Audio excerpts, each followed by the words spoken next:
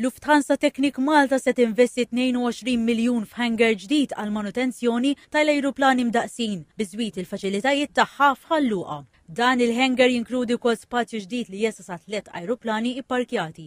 Bħalissa l-kumpanija tħaddem 570 persuna u toffri servizzi ta' manutenzjoni ta' ajruplani Airbus. Ma' TVM News il-kap eżekuttiv ta' Lufthansa Technik Malta Marija Ċilja qalet li b'din l-espansjoni l-impjiegi se jiżdiedu b'70 oħra wara li jitlesta l-proġett ta' hangar ġdid. Ħankabru l-operett tagħna billi ħanibnu hangar ġdid għal wide body aircraft biex aħna nkunu nistgħu nkabru l-operett tagħna kemm għal Boeing 787 li huwa prodott li investejna ġdid fih fis-suq li ħankabru nagħmlu cabin modifications fuqu kif ukoll nakkomodaw ajruplani oħra tal-wide body bħal l-A350s.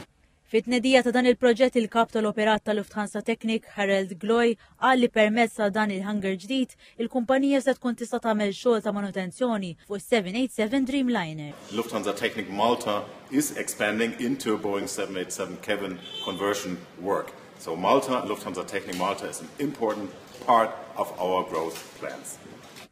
Il-Prim Ministru Roberta Bela fisser dan l-investiment bħala turija tal-fiduċja li għandhom il-kumpanniji f'Malta. Dr. Bela qal li fl-Akkademja tagħha Lufthansa Technik Malta tħareġ studenti b'kollaborazzjoni mal-MCAST. Dr. Bela qal li dan l-investiment huwa wkoll frott l-appoġġ tal-Gvern permezz ta' Malta Enterprise u Indi. Dil-kumpanija naturalment hija waħda globali għandha l-opportunità li tażel f'liema pajjiż trid li tkompli tinvesti u kull pajjiż naturalment se jagħtiha l-aqwa inċentiv biex jattira lih. Malta rnexxielha għal darb'oħra mhux biss iżżomm lil din il-kumpanija tant importanti hawnhekk, imma li saħansitra ġġiela tinċentiva tinvesti aktar billi tagħti aktar inċentivi biex tibqa' hawnhekk tkompli tespandi l-operat tagħha.